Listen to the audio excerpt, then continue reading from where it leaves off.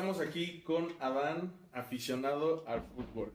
Estamos aquí con el señor David, aficionado al fútbol.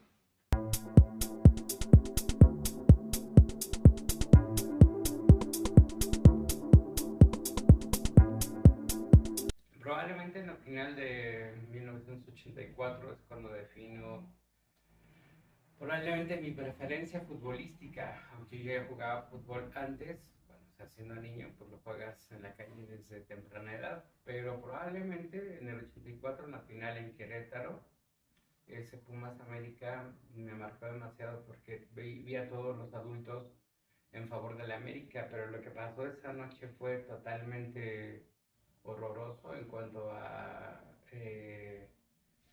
todo lo que marcó el árbitro Joaquín Urrea, me acuerdo que se llamaba, en contra de Pumas. Fue pues nada, un acuchillamiento ahí. Y a partir de ahí decidí que mi suerte era seguir un poco como con los vulnerables en ese momento. Era mi primera decisión ética y no lo sabía. Entonces seguí con Pumas, ¿no? Bueno, pues yo empecé desde muy chico a jugar fútbol, desde los 6, 7 años. Mi papá organizaba equipos deportivos y participábamos en la famosa Liga Héctor Barraza, que creo que todavía existe. Y pues ahí empezó ese gusto. Es por parte de la familia, ¿no? Tengo muchos primos que juegan fútbol, muchos conocidos. Entonces, a partir de esa edad, tenía 6, 7 años cuando empezó esto de la travesía del fútbol.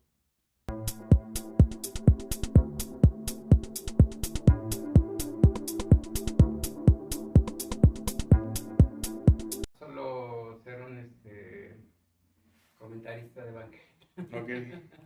Tuve en algún momento pues una incursión a partir de los 9 años. Probablemente empiezo a jugar fútbol en escuelas que después se volvieron captadoras de talento y después ya accedo a básicas, ¿no? Pero yo creo que por ahí del 2003 decido ya no jugar, aunque terminé jugando hasta 2007.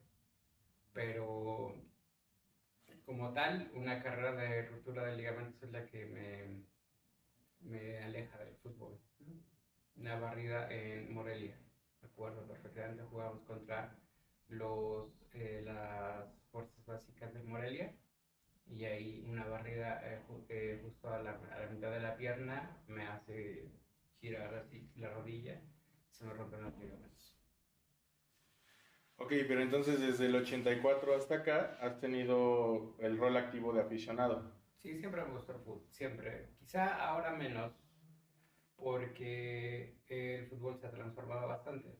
Es decir, cuando siempre ha habido el factor Televisa en el fútbol, porque el factor Televisa juega para la construcción de todo lo que tiene que ver con el marketing de la selección nacional.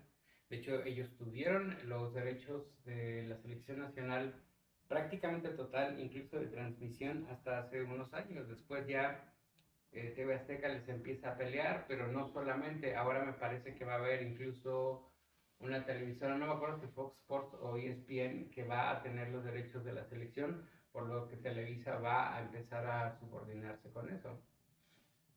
Pero el factor Televisa fue un factor al que nos acostumbramos durante los 80 y 90, pero probablemente en esta década el factor más que ha corrompido totalmente el fútbol es probablemente las casas de apuestas. O sea, incluso si las casas de apuestas no favorecen al América es porque el resultado a ellos no les interesa, es cómo vayan el sentido de las apuestas, ¿no?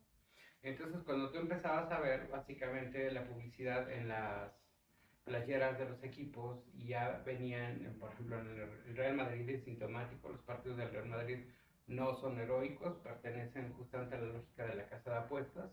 Incluso son capaces de sacrificar al Real Madrid si las apuestas les favorecerían más que el Madrid pierda, ¿no? O sea, estamos en manos básicamente de un capitalismo de plataformas metido en el fútbol. Entonces ahí el fútbol pasa a transformarse en otra cosa, hace muchos años. O sea, yo recuerdo que en los 80, en los 90, había un discurso siempre que pedía que el fútbol se profesionalizara más, porque los jugadores no eran tan profesionales como nosotros los imaginamos en la actualidad. O sea, la figura de Messi y Ronaldo, jugadores de prácticamente 40 años, no existían. La gente se retiraba en los 80 o 90, entre los 28, los 30, 32 años, ya era viejísimo. Estamos teniendo probablemente la primera generación de jugadores que llegan a los 40, 41, que no son guardametas, que van a llegar prácticamente en un buen nivel, ¿no? Ya no al nivel de un niño de 17, 18 años debutante, pero sí un buen nivel. O sea, a Messi ya no lo veremos correr igual, ni a Cristiano Ronaldo. Pepe, uno de los centrales de Portugal, creo que tiene alrededor de 42 años. 42 años para ser un central. Era increíble. Antes teníamos, yo recuerdo en los 90 a Tomás Mokono, que era el portero de Camerún, que era uno de los más longevos junto con Roger Milla, pero Roger Milla apenas rebasaba los 30 años. Nocono ya estaba cerca de los 40. O sea, y esos ya eran vistos como jugadores viejos. La composición de la edad y la participación en el fútbol ha cambiado muchísimo. Y eso se debe en gran medida a cómo fue modificándose la idea de profesionalizarse. Cuánto tiempo le tienen que dedicar, incluso cuánto tiempo le tienen que dedicar a la formación de músculo, a todo lo que tiene que ver con elasticidad, táctica, etc. Hay muchos futbolistas que ahora trabajan por su cuenta, ¿no? Vemos el caso, probablemente sea el caso emblemático de esos dos jugadores que digo que a mí no me gustan, no me sensibiliza su manera de jugar, tanto de Messi como de Cristiano Ronaldo. Me parecen dos atletas excepcionales. A mí futbolísticamente no me gusta, ¿no? Ninguno de los dos. Entonces, cuando veo la polémica en torno a ellos, pues me da risa. Yo vi otros futbolistas probablemente durante los 90, los 2000, que me parecieron mucho más enteros. Es más, la figura de Andrés Iniesta en ese campeonato del 2010 de España me parecía un futbolista que entendía el fútbol de una manera que probablemente pocos lo hayan logrado. Entonces tu pregunta era sobre pues, qué tan fan soy. Bueno, pues sí, me ha tocado ver el fútbol desde los 80, o sea, nací en el 76, así que para el 84 ya tenía unos 8, 7 años más o menos, está por cumplir los 8, pero tenía 7. Y desde entonces sí me ha gustado mucho observar. Después cuando yo entro a escuelas de fútbol, me empiezo a dar cuenta cómo funciona el fútbol. Me gustó siempre más jugarlo que verlo. Me gustó siempre más también incluso dirigir que jugar. También cuando tuve que dirigir 2 o 3 equipitos, me gustaba mucho trabajar la táctica fija, ¿no? Y cositas así. Pero bueno, ya poco a poco me he ido alejando, ¿no? Del fútbol. Y ahora regresé nuevamente a verlo, sobre todo desde que, pues un poco desde hace 20 años, lo volví a ver ya otra vez, cuando se presta esto para el relajo en las aulas con los alumnos, ¿no? Porque siempre te quieren apostar, obviamente nunca he puesto, pero el cotorreo que se hace sobre cuánto le vas a poner a tus pumas, no sé qué, y eso me gusta. Y el buleo en realidad no pasa de ahí porque uno sale del aula y ya está otra vez en otro tema, ¿no? Sí, sí, lo sigo viendo, sin duda. Ya no como antes, pero sí, sí lo sigo viendo, lo sigo disfrutando. El rol que ahora tengo en el fútbol, pues es compartir un poquito de lo que yo aprendí con niños, ¿no? De 6 años hasta 13 años, 14 años, que son los que ahorita estoy entrenando. Tengo 2 niños que están en estas edades y también pues ellos los hago parte, ¿no? También de este hermoso deporte como parte de formación integral para ellos, ¿no?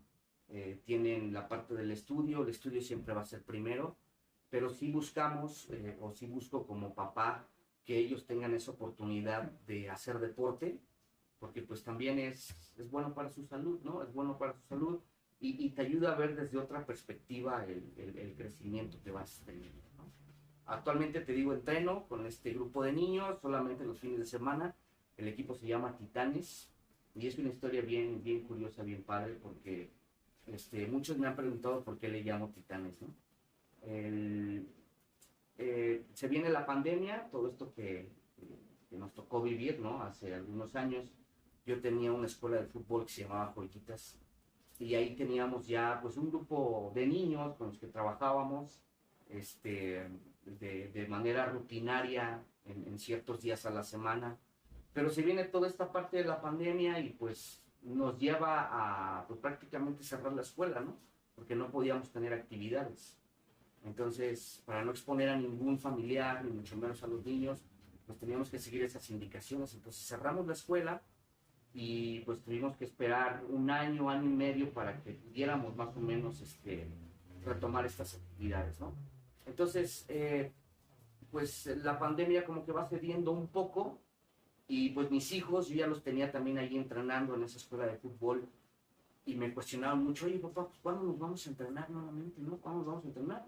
Es lo que te hace el fútbol, ¿no? O sea, te hace, pues, aficionado, apasionado de él y llega un momento en donde tú quieres más, ¿no? O sea, quieres seguir descubriendo toda esta parte deportiva, ¿no? Y pues bueno, decido que ya en las condiciones de la pandemia en la que estábamos en ese tiempo, ya como que estaba cediendo un poquito, y digo, pues bueno, vamos a retomar aquellos, pues niños que en algún momento fueron parte de Joyitas, les hicimos la invitación, y nos reunimos ahora todos los sábados en un horario matutino para trabajar con un conjunto de niños, ¿no? La perspectiva es nada más recreativa, o sea, no es nada formativo, ni mucho menos. Es recreativa, es que ellos disfrutan del fútbol, que conozcan, que adquieran esas bases, ¿no? Del fútbol para que si de ellos está y si nace que de ellos pues, puedan seguir desarrollando esa actividad, pues adelante, ¿no? Nosotros les damos el gusto por jugarlo y la base para que ellos pues más adelante si tienen posibilidades pues que puedan seguir construyendo su futuro orientado al deporte, ¿no? Pero eso es lo que hacemos actualmente, ¿no?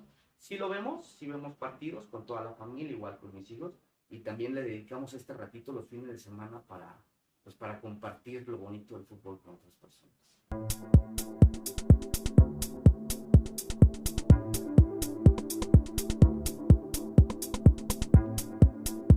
Nunca hemos tenido una selección nacional probablemente que nos haya llenado mucho de orgullo.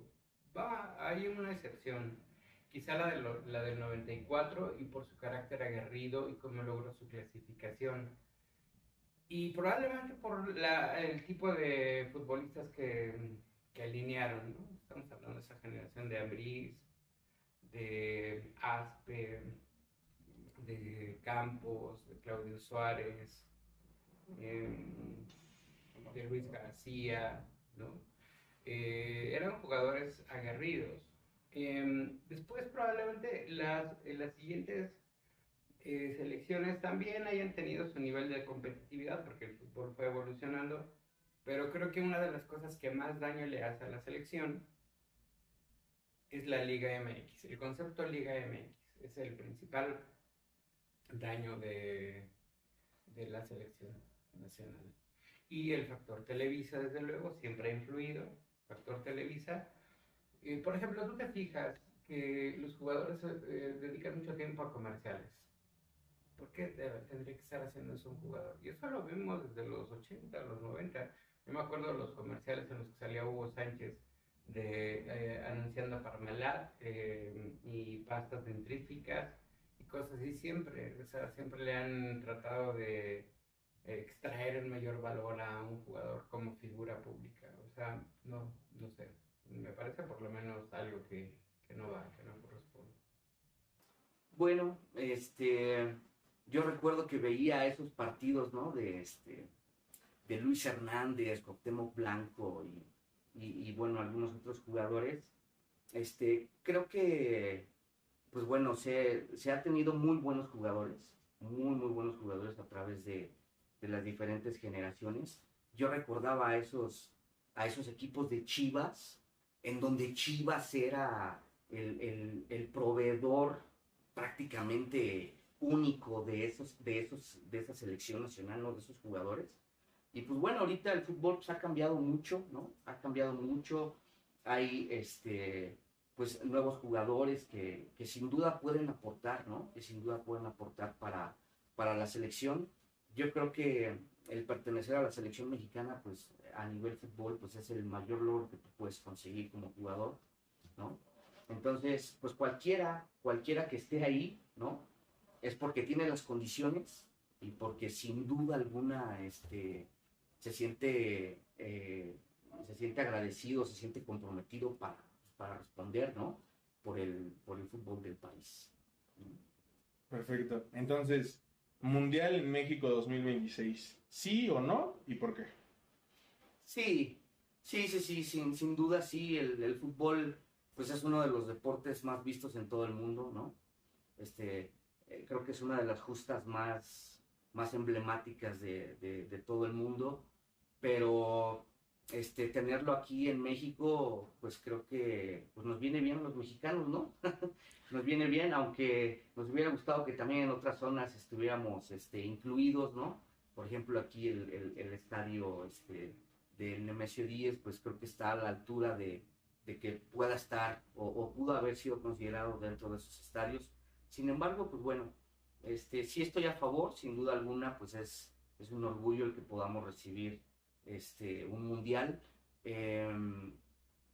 Esta parte, ¿no? De la combinación de Estados Unidos y Canadá, pues creo que también le da un toque único, ¿no? A este mundial, y esperemos que México haga pues un buen, un buen nivel, ¿no? Que esté a un buen nivel y que nos represente dignamente, ¿no?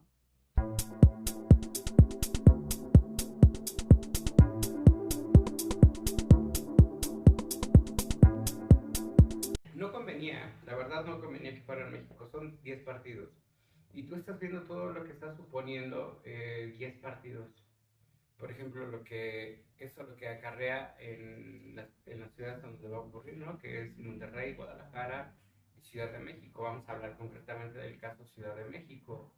El desplazamiento de gente a la cual le quitaron su vivienda, porque justamente no sé si ustedes recuerdan, a inicios de año, el gobierno de la Ciudad de México dijo que la Ciudad de México no tenía ni siquiera 50,000 para ofrecer 50,000 alojamientos, pero se refería a alojamientos Airbnb. Entonces, eso parecía que daba la justificación para hacer todo el desalojo que hicieron de gente que no tendrían que haber desalojado, punto número uno. Después, el desabasto de agua en todo lo que es la zona sur de la ciudad, específicamente en la colonia de Santa Úrsula, ¿no? Entonces, no solo porque la toma millonaria de litros la toma de litros de agua por segundo que tiene Televisa es espantosamente desproporcional a el agua que se le proporciona a la gente y la que se está asegurando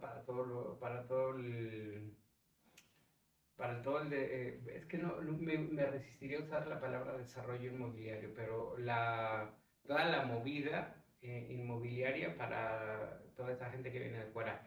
Además, también, por ejemplo, el desplazamiento de toda la gente que depende de la venta de todo lo que vende alrededor del Estadio Azteca. Pero pues vas a ver que van a llegar gente de otros países que no van a ir a buscar un sope, no tacos de canasta. Y entonces les van a ofrecer las cosas que ellos conocen. Eso también es otro desplazamiento.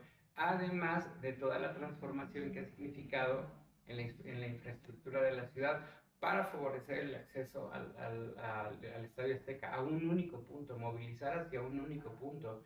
Y el resto de la ciudad se queda ahorcada. O sea, no importa, siempre y cuando... Es decir, esa forma de venderse hacia la turistificación y de quedar bien con capitales transnacionales, que por otro lado la FIFA no va a pagar impuestos, entonces dices, no convenía, todo eso no convenía, y además 10 partidos, es como demasiado, too much, ¿no? Encima no tenemos una generación de futbolistas que puedan hacer un buen papel. O sea, yo voy a hacer una opinión de esas endebles. Ojalá que le vaya bien a la selección. Me da lo mismo la selección, la verdad. No me sensibiliza mucho la selección. Pero ojalá que les vaya bien, pero no son una generación de futbolistas talentosos. O sea, muchos de ellos son bancas en Europa Y algunos de ellos en el fútbol mexicano pues van destacando, solo que para este momento el fútbol mexicano no es lo mismo que en mundiales anteriores, donde sí tenías un parámetro internacional para medirte. Por ejemplo, los Libertadores, ¿no? O la Sudamericana. Entonces te medías con rivales de mayor calidad, ahí te podías dar una idea. En la actualidad, con Champions, o sea, no hay forma. Que crecieron otras ligas, eso no lo voy a negar, pero que crecieron no significa que hayan aportado calidad. O sea, crecieron todas, excepto la mexicana. Sí, sí, sin duda sí, el fútbol pues es uno de los deportes más vistos en todo el mundo, ¿no? Creo que es una de las justas más emblemáticas de todo el mundo, pero tenerlo aquí en México, pues creo que pues nos viene bien a los mexicanos, ¿no? Nos viene bien, aunque nos hubiera gustado que también en otras zonas estuviéramos incluidos, ¿no?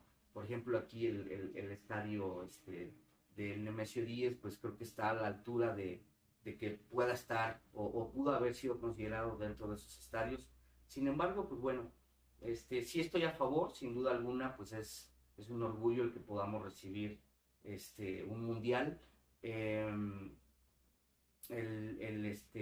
Esta parte, ¿no? De la combinación de Estados Unidos y Canadá, pues creo que también le da un toque único, ¿no? A este mundial, y esperemos que México haga pues un buen, un buen nivel, ¿no? Que esté a un buen nivel y que nos represente dignamente, ¿no?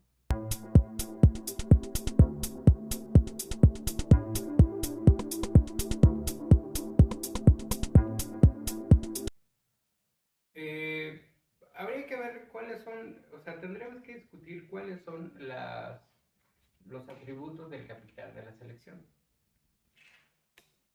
O sea, qué es lo que va a poder hacer. Y con base en eso podríamos plantearle un papel a desarrollar. Si no, da lo mismo, ¿me explico? O sea, si todo un país, y todo un gobierno y toda una federación está en función de lo que la FIFA diga, da lo mismo que haga un capitán, ¿me explico? Va a depender mucho de los atributos que este pueda tener, hasta dónde puede llegar un capitán, qué puede reclamar, ¿no? Y también pues estamos pensando en escenarios cada vez pues más complejos para el fútbol, porque antes podían existir marcaciones polémicas, pero ahora siguen existiendo marcaciones aún más polémicas con el VAR. ¿Cuál es la palabra de un capitán frente a una marcación automática, por ejemplo?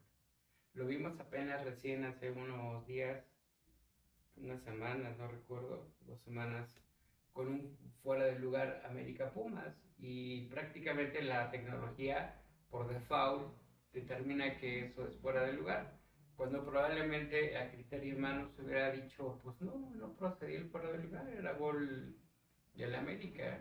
Y después hay una serie de penales que no lo son y los revisa el VAR y entra el factor humano y dicen que son penales, qué sé yo, o sea, sigue habiendo la polémica está ahí y depende mucho de lo que tenga que favorecer. Y si van a sacrificar el equipo que sea, que van a sacrificar porque el sentido de las apuestas así lo indica, lo van a hacer. Entonces ahí uno se pregunta el capitán cuál, que si todo el mundo se subordinó, el capitán qué atributo tiene frente a eso, ¿no? No. No, yo creo que el capitán es el ejemplo de todo lo bueno que puedes tener en cancha, ¿no?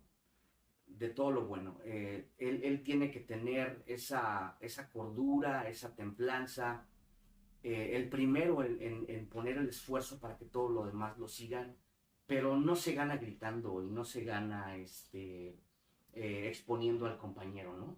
No, creo que es al contrario, animándolo, poniendo el ejemplo y pues para que todo el equipo te siga, ¿no? Para que todo el equipo te respete también.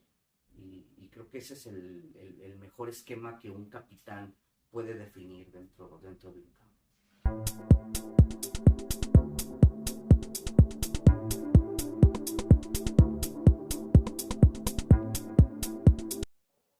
Primero, pues una serie de problemas sociales. que ya existen, que, que podemos ver. Hay un montón de canales por redes sociales que dan cuenta de todo esto, esta problemática está ahí en las redes sociales, y justamente la consigna ha sido, pues se trata del mundial del despojo, ¿no? Es decir, todo lo que acabo de decir, como toda la gente que estaba ahí fue despojada, pero no solamente toda esa gente, o sea, nosotros también, por ejemplo, tendríamos que pensar el caso Toluca. El caso Toluca en particular presenta un problema a partir de los pozos de extracción de agua. Entonces empezó el suelo a quedarse mucho más seco, se está compactando, y no sé si ustedes han empezado a ver el agrietamiento de la ciudad, que esto yo no lo sé, pero en caso de un sismo puede ser una catástrofe que ojalá no suceda. Pero esa agua que se extrae, solo el 2% es para Toluca, consumo humano.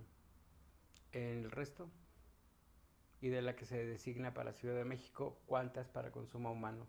¿Y cuánto es para uso industrial? Y por uso industrial también podríamos entender no solo lo que las refresqueras necesitan y las industrias de automotriz, sino también la que se le está asegurando de alguna manera a todas esas plataformas que van a ofrecer alojamiento a los turistas, ¿no? Ok. Entonces, si te fijas, el mundial no convenía por muchos lados, ¿no? Desde el punto de vista del despojo, desde el punto de vista del impacto ambiental que va a tener y que quién se va a hacer cargo de eso. Y te hablan de que va a haber derrama económica. Bueno, cada vez vemos por las plataformas que las plataformas, lo que antes se llamaba el antiguo modelo de trickle down, o sea, de que si le iba bien al poderoso le podía ir bien a los demás por la migaja que caía, pues ya eso ya no sucede, porque las plataformas están justamente para reabsorber ese material. Bueno, ese excedente de capital, y eso ya no sucede. Entonces estamos viendo, nos vamos a enfrentar probablemente a un mundial que a todas vistas va a despojar a todo el mundo de todo lo que se pueda. La supuesta derrama económica no veo que vaya a suceder. Perfecto. Entonces, por último, ¿cómo crees que México tiene la visión del fútbol como tal, como deporte? ¿Cómo crees que se definiría en estos momentos? ¿Es una pasión o qué va más allá de eso? Es que el fútbol analizado desde varios ángulos, pues sí puede ser eso. O sea, tú puedes ver gente que, y esto ya se ha dicho en muchos lugares, ni siquiera lo voy a decir yo, cambia hasta de religión, se puede divorciar, cambia de pareja, pero el equipo de fútbol es difícil que cambie. Esto es muy chistoso, ¿no? Pero hay gente que cambia hasta de ciudad, ¿no? Puede cambiar hasta de visión política, hasta de partido político puede cambiar, pero no va a cambiar su afiliación. Hay algo de lo afectivo que no hemos entendido ahí, ¿no? Que probablemente en ese lugar común que se dice que no son solo 22 personas corriendo tras un balón, probablemente encierra un fenómeno mucho más profundo. Es la posibilidad de enfrentar algo que sea un antídoto contra el aburrimiento. Probablemente estamos muy aburridos y necesitamos algo que haga que la sangre nos corra por las venas, ¿no? En ese sentido, pues sí podríamos decir que es una pasión. Por otro lado, es una gran industria. Y esa industria ha movilizado por todos lados el avance de la ciencia. O sea, hay dos cosas que movilizan ahorita probablemente el avance tecnológico. La guerra en primer lugar y probablemente el deporte en un segundo lugar. La medicina, ahí te lo discuto en qué lugar cabría. Pero si hay alguien a quien hay que recuperar rápidamente, ese es un deportista. O sea, hay deportistas que antes tenían que esperar por sus lesiones hasta 2 o 3 meses para reponerse. Ahora en 2 o 3 días quedan repuestos. Es increíble el avance que hay para 2 o 3 días. O sea, no pueden darse el lujo de parar tanto, ¿no? Hay una sobreexplotación de los cuerpos en ese sentido. Y lo hemos dicho en otros lugares. El cuerpo neoliberal para el deporte en la actualidad no significa necesariamente salud, ¿no? Un cuerpo deportivo no necesariamente significa un cuerpo saludable. Bueno, consecuencias extra fútbol. Puede O ser extra también fútbol o ambas, ok. ambas. Bueno, Pues creo que todos estamos enterados de este nuevo virus, ¿no? Que ha estado muy sonado y que estuvo parado mucho tiempo en el mar, ¿no? Pues se dice que esto ahora del mundial pues puede afectar, ¿no? O puede hacer que este virus pues se expanda y podamos llegar a lo que no queremos llegar, ¿no? Yo creo que, digo, es parte de, eh, creo que los países a donde se van a llevar a cabo estas justas o estos partidos, pues sí tienen que tener como muy estricto un control, ¿no? De todo eso, hablando del asunto, pues salud, ¿no? De todas estas personas que van a visitar los estadios y que van a visitar estos países. Digo, para evitar que esto, si es que está creciendo por algún lado, pues se pueda mitigar, ¿no? Creo que el objetivo principal de este mundial, pues es disfrutarlo, ¿no? Y como todos los mundiales, disfrutarlo. Pero lo tenemos que disfrutar, pues teniendo estos cuidados, ¿no? Estos cuidados a nivel salud, a nivel institución de salud, pues tienen que tener como pues estos cuidados, ¿no? Para evitar lo que ha pasado en algunos años, ¿no? Que esperamos que no sea, ¿no? Pero, pues sí. Eso, lo que yo veo es eso, ¿no? Es este virus que puede crecer, pues obviamente por esta llegada de diferentes personas, de diferentes lados, y esperemos que no sea así. Ok, y en cuanto a fútbol. En cuanto a fútbol, pues bueno, creo que abre la posibilidad para que pues el mercado en los diferentes equipos se puedan mover. Quizá por ahí tú como jugador tuviste una muy buena actuación, tienes la oportunidad de ir a otro lado, ¿no? Que eso es también lo que buscan muchos. Pero, pues sí, si tú estás ahí en ese mundial, pues lo único que te queda es disfrutarlo, dar lo mejor de ti, para que te puedan observar en otro lado, y de ahí pues empezar a moverte, ¿no? Si esta es la prioridad que estás buscando, ¿no? Y pues bueno, como selección, pues darle ese gusto a tu afición, a tu país, de que puedas conseguir algo representativo, ¿no? Si es que no lo han hecho durante mucho tiempo, ¿no? Como es el caso de México, ¿no? Por ejemplo, ¿no? Ok, perfecto, ya para ir cerrando, ¿cómo cree que México percibe el fútbol? ¿Cuál cree que sea literal la percepción que tiene México del fútbol para este mundial o como lo ha tenido históricamente? Pues bueno, creo que como aficionado y yo creo como del lado del equipo, como jugadores, pues todos buscamos ese siguiente partido, ¿no? El famoso pasar de cuartos, ¿no? Bueno, que en este caso es pasar a cuartos, ¿no? Que en este caso, pues bueno, se vuelve doble complicado porque ahora vamos a jugar 16 y después octavos, ¿no? Entonces llegar a otro más, yo creo que ese es el mayor reto que tenemos y que como aficionado tú esperas, ¿no? Que primero haga un buen papel en esta etapa clasificatoria y en segundo, pues que podamos tener acceso, ¿por qué no hasta una semifinal? ¿Por qué no hasta una final, no? Aprovechando de que estamos en casa y pues bueno, como aficionado, pues eso es lo que tú buscas, ¿no? Tú buscas, cuando pones el partido, pues quieres que México gane, ¿no? Quieres que México, aunque a veces las críticas son muy duras, ¿no? Ah, es que ya está jugando mal. Y un día lo clasificas bien, lo calificas bien, y el siguiente partido, no, pues es que hicieron cambios y ahora el equipo fue un desastre. Entonces, como que también como mexicanos somos muy exigentes, ¿no? Del lado del aficionado somos muy exigentes y decimos, en lugar de dar confianza, ¿no? Decir, bueno, pues, por algo pasó, ¿no? Vamos a tener fe que el siguiente partido resulte mejor. Pero creo que por ambos lados buscamos ese siguiente partido que es cuartos y pues ya de ahí lo que resulte, ¿no? Si llegamos a cuartos, creo que se cumpliría el objetivo de todos. Pero esperamos que podamos llegar un poquito más adelante, ¿no?